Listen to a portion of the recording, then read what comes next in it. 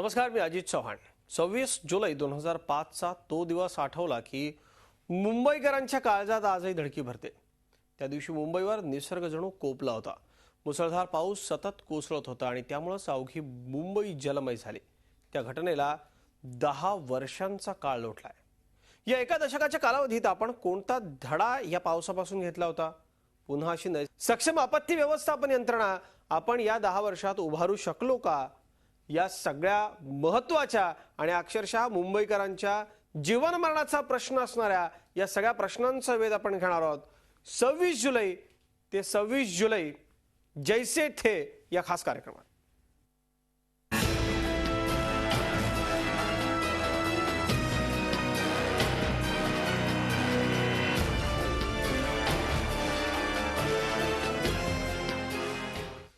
26 जुलै 2005च्या महाप्रलयाच्या जखमा अजूनही कायम आहेत। या महाप्रलयात मोठ्या प्रमाणात जीवितहानी आणि वित्तहानी झाली होती। मात्र या नैसर्गिक आपत्तीतून आपण काही धडा घेतला का? हाच खरा प्रश्न आहे।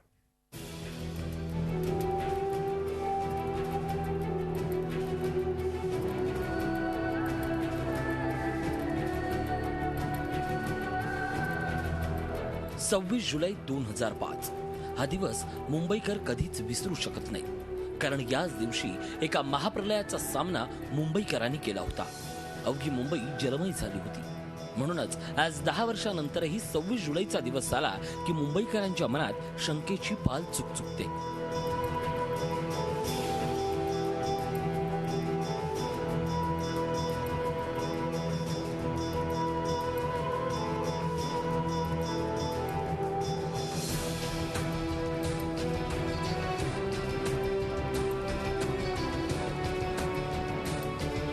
त्या दिवशी मुंबईत ढगफुटी झाली होती। पाऊस सतत कोसळत होता। खरं तर असं काही होईल याची मुंबईकरांना जराही कल्पना नव्हती। धो धो कोसळणाऱ्या पावसानं मुंबईची दाणादाण उडवली होती। दुपारी पावसाला सुरुवात झाली आणि रात्रभर पाऊस कोसळत होता। काही तासात मुंबई अक्षरशः जलमय झाली। 24 तासात मुंबई शहरात अवघ्या 73 मिलीमीटर तर उपनगरात मात्र तब्बल 944 मिलीमीटर पाऊस पडला। त्यातच दुपारी 3:50 समुद्राला भरती आली होती। त्यामुळे विशेषतः पूर्व आणि पश्चिम उपनगरात परिस्थिती अधिकच बिकट बनली। रस्ते, रेल्वे रूळ पाण्याखाली गेल्यानं वाहतूक ठप्प झाली होती। बेस्ट बसेस, टॅक्सी, रिक्षा, खाजगी वाहनं रस्त्यावर थांबून होती, कारण ठिकठिकाणी रस्त्यावर मोठ्या प्रमाणात पाणी साचल्यानं रस्त्यावरची वाहतूक थांबली होती। पावसामुळे पाण्याची पातळी वाढत गेली। शेकडो वाहनं नाल्यातून वाहूनही गेली। पाण्यातून बाहेर पडण्याचा प्रयत्न प्रत्येक जण करत होता। मात्र काहींना या नैसर्गिक संकटाचा अंदाज न आल्यामुळे त्याच वाहनात गुदमरून त्यांचा मृत्यू झाला। जोगेश्वरी भागातील अनेक तबेल्यांमध्ये पाणी शिरल्यानं दावणीला बांधलेल्या 1300 म्हशींचा मृत्यू झाला।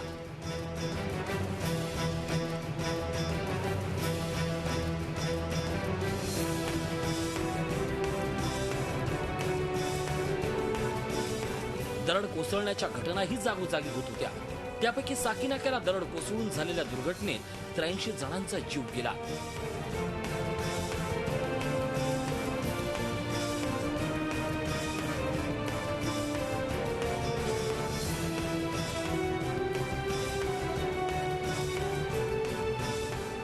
विहार आणि पवई तलाव ओव्हरफ्लो झाल्यानं सर्व पाणी मिठी नदीला येऊन मिळाल्यानं मिठीला पूर आला। त्या ठिकाणी अनेक जण वाहून गेले। शेकडो संसार उद्ध्वस्त झाले। पवईत राहणारी ही महिला तो दिवस कधीच विसरू शकणार नाही, कारण 26 जुलैच्या पुरानं त्यांचा पती कायमचा हिरावून घेतलाय। पवई तलावातून ओव्हरफ्लो झालेल्या पाण्यात मोहम्मद शेख वाहून गेले। ते कुर्ल्याला कल्पना टॉकीज जवळ एका बसमध्ये अडकून पडले होते। त्यांच्या 2 लहान मुली पवईत घरी एकट्याच होत्या। मुलींच्या ओढीनं मोहम्मद शेख घरी जाण्यासाठी LNT गेट जवळच्या पाण्यात उतरले, परंतु काही वेळातच पाण्याचा जोर वाढल्यानं ते वाहून गेले। 2 लड़कियां घर पे थी ना, और पानी बहुत था, तो हम भी थे नहीं घर में, तो इसलिए वो घर पे आ रहे थे।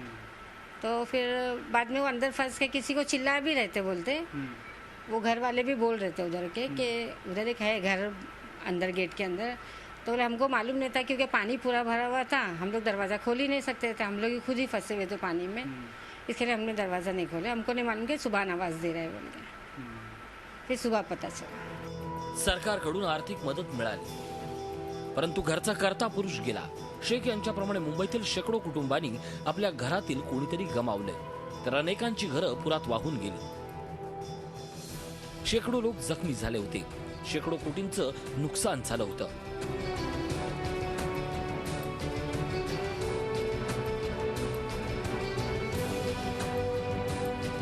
दोन दिवस ठप्प झालेली मुंबई 2 दिवसातच नेहमीच्या स्वभावाप्रमाणे सावरलीही.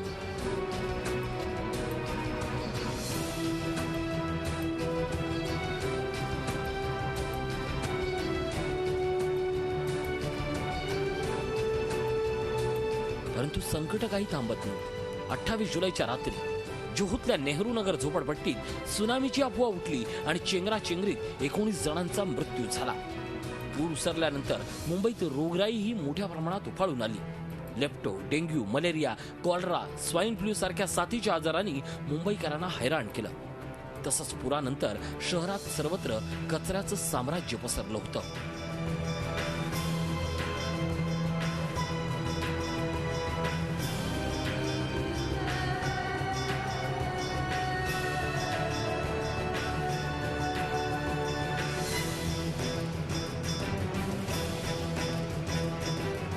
दीड महिन्यात तब्बल 4.5 लाख मेट्रिक टन कचरा शहराबाहेर काढण्यात आला.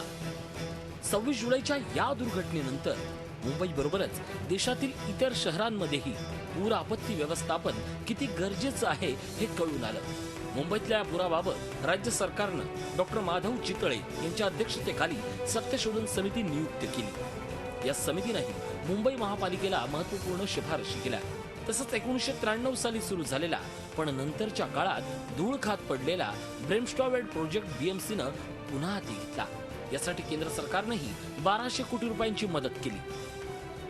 मूळचा ब्रिमस्टॉर प्रकल्प हा 93 पासून सुरू झाला आणि तो जो अहवाल सादर केला 93ला ब्रिमस्टॉट अहवाल, ब्रिमस्टॉट म्हणजे बृहन्मुंबई स्टॉर्म वॉटर ड्रेन प्रकल्प असा म्हणून अहवाल जो सादर केला 93ला 93 साली अहवाल सादर केला. त्याच्यानंतर 2005ला जेव्हा हा विक्रमी पाऊस झाला त्याच्यानंतर शासन आणि सर्व स्तरावर ही कामं करणं आवश्यक आहे. यासाठी सर्व स्तरावर म्हणजे त्याच्या मार्गी लागल्यामुळं आपल्याला 1200 कोटीचा त्यावेळी DPR सेंट्रल गव्हर्नमेंटने खास अनुदान म्हणून त्यावेळी मंजूर केले. त्यापैकी आपल्याला 2010पर्यंत 1000 कोटी मिळाले. राहिलेले जे पैसे आहेत ते महापालिका स्तरावर महापालिकाच आता स्वतःच्या ह्याच्यामधून 2000 कोटीपर्यंत आत्तापर्यंत खर्च झालेले आणि ते 58 कामासाठी 2000 म्हणजे 1200 कोटी मंजूर केले होते. मुंबईच्या पुराचा विविध अंगानं अभ्यास झाला. 7 बेटांमध्ये भराव टाकून अस्तित्वात आलेल्या मुंबईच्या भौगोलिक मर्यादांवरही चर्चा झाली.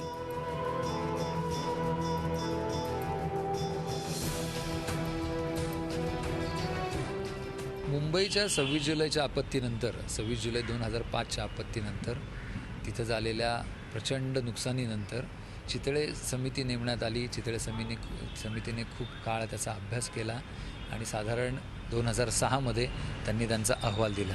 त्याच्यामध्ये खूप काही शिफारशी दिल्या होत्या. त्याच्यातल्या 20 शिफारशी अत्यंत महत्त्वाच्या आहेत. त्या शिफारशीवर आपण काय केलं, त्याच्यावर काम झालं का नाही हे महत्त्वाचं आहे. दुर्दैवाने असं सांगावं असं वाटतं की या शिफारशींपैकी एखादी शिफारस वगळता इतर सगळ्या शिफारशींकडे दुर्लक्ष झालं.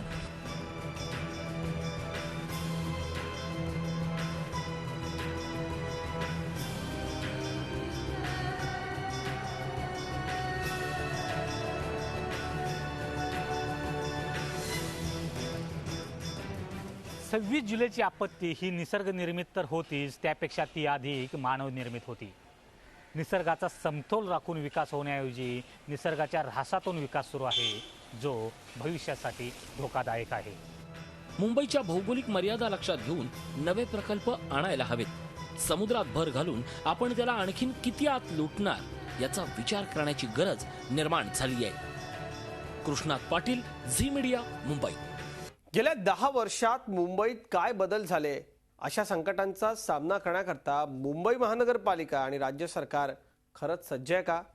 किती कामं झाली, किती अपूर्ण राहिली आणि सगळ्यात महत्त्वाचं म्हणजे कोट्यवधी शेकडो कोटी खर्च झालेत, हजारो कोटींची तरतूद या करताय.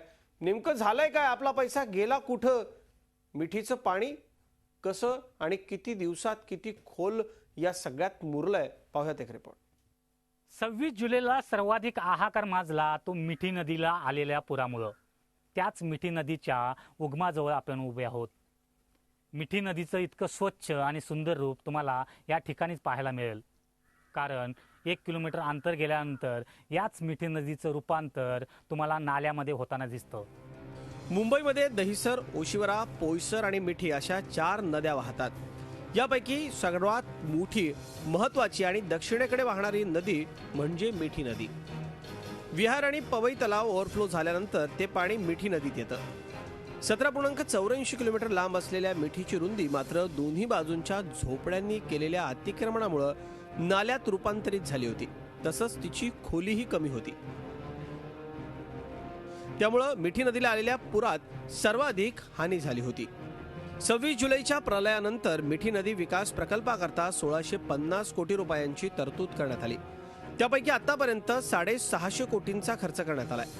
त्या अंतर्गत मिठी नदीचं रुंदीकरण आणि खोलीकरणाचं काम 95% संरक्षक भिंत बांधली गेली आहे. मिठी नदीवरती बांधायच्या 12 पुलांपैकी अजून 6 पूल बांधायचे आहेत. 2005च्या तुलनेत मिठी नदीची पाणी वाहून नेण्याची क्षमता तिपटीने वाढली आहे. म्हणजेच 10 वर्षांनंतरही मिठी नदी विकास प्रकल्पातली बरीचशी कामं अजून बाकी आहेत. अजूनही अतिक्रमण जैसे थे आहे. केंद्र राज्य सरकारच्या परवानगीच्या विलंबामुळे ही कामं मार्गी लागण्यास विलंब होताना दिसतोय. मिठी नदी व्यतिरिक्त इतर नद्यांच्या कामाला हातही लागलेला नाही. 26 जुलैला एअरपोर्टच्या मागच्या बाजूला असलेला सफेद पूल नाला इथं मोठ्या प्रमाणात पाणी साठलं होतं. या नाल्यामध्ये अनेक वाहनं वाहत येऊन पडली होती.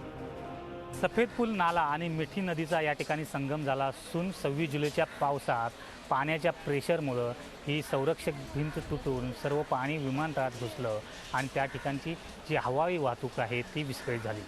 या 10 वर्षामध्ये हा जो नाला आहे तो नाला 22 फुटावरून 40 फूट करण्यात आला. तर मिठी नदीचं रुंदीकरणही करण्यात आलं. परंतु मिठी नदी आणि नाल्याकडच्या ज्या झोपड्या आहेत त्यांना मात्र धोका अजूनही आहे. या सफेद पूल नाल्याची रुंदी एअरपोर्टच्या बाजूने वाढवली आहे. तरी रस्त्यावरच्या पुलाचं इथं अतिक्रमण आहे. पुलाची रुंदी पूर्वी होती तेवढीच आहे.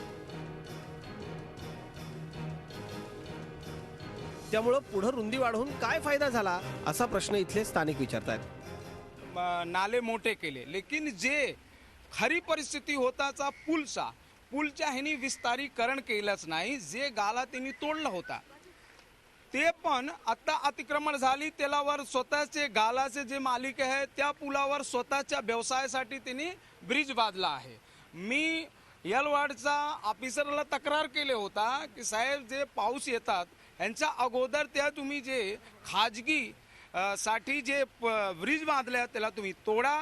नाही कधी पण इथे भयंकर परिस्थिती सफेद पुलला होऊ शकतात आणि मोठे जानमाल हानी पण होऊ शकतात. आतापर्यंत प्रशासन काहीतरी जागलंच नाही. आता सध्या पूल पहिला 22 फूट होता, नाला आता 40 फूट केल्यामुळं पाणी काही वर येत नाही. आता बरोबर परिस्थिती. बाकी पुढे जे पूल जुजून आहे तो तसा ठेवलेला आहे, तो काही रुंदवलेला नाही. बऱ्याच ठिकाणी अशा प्रकारची कामं अपुरी ठेवण्यात आल्यानं बाकीच्या पूर्ण झालेल्या कामांची परिणामकारकता साध्य होताना दिसत नाहीये. पर्जन्य जलवाहिन्यांमध्ये सुधारणा करण्याचा ब्रिमस्टोवॅड प्रकल्प तोही अशाच पद्धतीनं कामं अर्धवट ठेवून अत्यंत धीम्या गतीनं सुरू आहे. त्यामुळं 1200 कोटींचा ब्रिमस्टोवॅड प्रकल्प 3900 कोटींवर गेलाय. या अंतर्गत पहिल्या टप्प्यात 20 आणि दुसऱ्या टप्प्यात 38 अशी 58 कामं हाती घेतलीत. यापैकी 26 कामं पूर्ण करण्यात आली. 8 पंपिंग स्टेशन्स पैकी हाजी अली, इर्ला, क्लिव्हलँड आणि लव्हग्रोव्ह पंपिंग स्टेशन पूर्ण झाले. तर इतर 4 पैकी ब्रिटानिया, गजदरबंदीची कामं सुरू आहेत. तर मोगरा, माहुलसाठी अद्याप जमीनच संपादित झालेली नाहीये. म्हणजेच 10 वर्षात 50% कामं ही पूर्ण झालेली नाहीत. फ्लडिंग स्पॉट जे क्रोनिक फ्लडिंग स्पॉट जे आहेत ब्रिमस्टोवॅडच्या अहवालाप्रमाणे सादर केले 2005ला ते 55 होते. ते आता आपण 40वर आलेले आहेत. आणि जसे आपले पंपिंग स्टेशन 8 महत्त्वाचे पंपिंग स्टेशन आहेत त्यापैकी आपण 4 पंपिंग स्टेशन चालू केलेले आहेत आणि 2 पंपिंग स्टेशनचे कामं आता प्रगतीपथ आहेत. त्यामुळे जसे जसे पंपिंग स्टेशन होतील त्याप्रमाणे हे क्रोनिक जे फ्लडिंग स्पॉट आहेत ते कमी होण्यास मदत होईल. एनडीएमए गाइडलाइन में नाला सफाई और कंटिन्यूटी सबसे ज़्यादा इंपॉर्टेंट है. अगर नाला सफाई हो जाए और कंटिन्यूटी हो जाए तो 50% प्रॉब्लम आपकी वैसे ही कम हो जाएगी. उसके अलावा जो है अभी हमारे पास एक ही डोपलर रेडार है, बैंकॉक में 3 डोपलर रेडार है, तो एक फेल हो जाए तो बाकी 2 से आपको डेटा आता रहता है। हमारे यहाँ एक डोपलर रेडार है, वो कभी कभी ख़राब हो जाता है तो IMD जो है एडवांस वार्निंग नहीं दे पाते हैं। तो डोपलर रेडार होना बहुत ज़रूरी है और मैं स्ट्रांगली रिकमेंड करूँगा कि बॉम्बे में 2 डोपलर रेडार और बिठाए जाएँ ताकि लोगों को 6 घंटे पहले तक तेज़ बारिश की वार्निंग मिल जाए। 26 जुलैला सर्वात मोठी दुर्घटना घडली होती साकी नाक्याला। 112 झोपड्यांवर दरड कोसळून 83 जणांचा मृत्यू झाला होता। आसपासच्या परिसरात 7 फुटांपेक्षा जास्त साचलेलं पाणी आणि अरुंद रस्ते यामुळे कित्येक तास दुर्घटनास्थळापर्यंत मदत यंत्रणा पोहोचूच शकली नव्हती। त्यामुळे मृतांच्या संख्येत वाढ झाली आहे। त्यावेळच्या त्या हृदयद्रावक घटनेच्या आठवणीनं अजूनही स्थानिकांच्या अंगावर काटा उभा राहतो। पीछे से साइड में एक झाड़ बड़ा सा गिरा, उस झाड़ के साथ साथ 7-8 रूम दब गया। हम लोग पीछे आ गए, पीछे आते ही आधा 5 मिनट जैसे नहीं हुआ पूरा पहाड़ नीचे आ गया, जिसमें 300 रूम उस पत्थर के नीचे दपेच में आ गए। मतलब नज़ारा तो उस टाइम का ऐसा था कि आपको देख के आपका दिल दहल जाता था। खाली यहाँ पे सिर्फ लाशें नज़र आ रही थी। उसके बाद से अगर बदलाव की बात करेंगे तो बदलाव में कुछ भी बदला नहीं है। सिर्फ जो भी बदला है आप सामने देख सकते हैं, इंगल बदला हुआ है और इंगल लगा के भी कुछ मतलब है नहीं। उसके बाद में जो कुछ शिफ्टिंग की बात थी, शिफ्टिंग तो उन्होंने दिया जहाँ देना था, जिसको जो बाकी है। उसके बाद भी अभी भी जो डेंजर झोन में है, जो बाकी के लाइन पूरा डेंजर में ही है। पुन्हा अशा दुर्घटना घडू नये म्हणून 10 वर्षात इथं काही बदल झालाय का? तर नाही। फक्त ज्या झोपड्यांवर दरड कोसळली होती त्यांचं स्थलांतर करून पुनर्वसन करण्यात आलं। परंतु वरती अगदी टोकापर्यंत नव्यानं झोपड्या बांधण्यात आलेल्या दिसून येत आहेत। तसंच खालच्या झोपड्यांनाही दरडीचा धोका कायम आहे। इथं संरक्षक भिंत बांधणं गरजेचं असतानाही त्याचं काम झालं नाही। अतिक्रमणामुळे रस्ते अजूनही अरुंद आहेत। 83 जणांचा जीव घेतलेल्या या दुर्घटनेच्या 10 वर्षानंतरही इथल्या परिस्थितीत काहीच फरक पडलेला दिसून येत नाही। मुंबईत अशा प्रकारची दरड कोसळण्याची शक्यता असलेली 285 ठिकाणं असून तिथल्या 22,000 झोपड्या अजून देखील दरडीच्या भयाखाली आहेत। 26 जुलैच्या दुर्घटनेनंतर खडबडून जागा झालेल्या पालिकेला आणि सरकारला सर्वाधिक महत्त्व समजलं ते डिझास्टर मॅनेजमेंटचं। 2005 मध्ये BMC केवळ 2 रूममध्ये अत्यंत कमी मनुष्यबळात आणि साधनांमध्ये फक्त नावाला डिझास्टर कंट्रोल रूम चालवत होती। आता मात्र प्रशस्त जागेत आणि अद्ययावत यंत्रणेसह शास्त्रोक्त पद्धतीनं 300 जणांच्या स्टाफसह कंट्रोल रूम चालवली जाते। तेव्हा 2 हॉटलाईन होत्या, आता 39 हॉटलाईन आहेत। 58 वायरलेस सेट आहेत। मुंबईतल्या 110 यंत्रणांशी नेहमी समन्वय साधला जातो। तसंच प्रत्येक म्हणजे 24 वॉर्ड्समध्ये कंट्रोल रूम आहेत।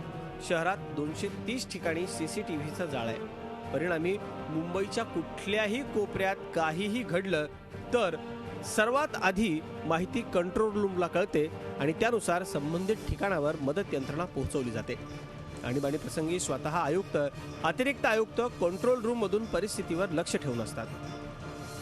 10 वर्षात काही महत्त्वपूर्ण बदल झाले असले तरी उर्वरित अपूर्ण कामांचा वेग वाढवणं गरजेचं आहे। प्रशांत पाटील, झी मीडिया, मुंबई। 26 जुलैच्या या नैसर्गिक आपत्तीकडे पाहताना मुंबईच्या भौगोलिक मर्यादांचा विचार करण्याची ही आवश्यकता आहे। त्याचबरोबर प्रशासन आणि नागरिकांच्या देखील काही जबाबदाऱ्या आहेत। याचा देखील जनतेनं आपण सगळ्यांनी गांभीर्यानं विचार करण्याची आवश्यकता आहे। 26 जुलैच्या आपत्तीतून धडा घेऊन पालिका आणि सरकार आपलं काम करतच आहे, परंतु सामान्य नागरिक म्हणून आपण यातून काही धडा घेतला का? तर बहुतांश जणांच्या बाबतीत याचं उत्तर नाही असंच आहे। आपण रस्त्यावर किंवा लोकलमधून फेकलेला कागदाचा एक तुकडा देखील भविष्यात एका मोठ्या आपत्तीसाठीचा पायाभरणी ठरू शकतो। गेल्या 10 वर्षात मुंबई महापालिकेनं हजारो कोटी रुपयांची कामं केलेली असतानाही 19 जूनच्या पावसात मुंबई तुंबलेली होती। तसंच मागच्या वर्षी 214 पाणी साठण्याची ठिकाणं होती, ती यावर्षी 10 वाढून 224 झाली आहेत। दरवर्षी 150 कोटी रुपये खर्च करून नाले सफाई केली जाते। 6 ते 7 लाख घनमीटर गाळ काढला जात असल्याचा दावा BMC करते। तरी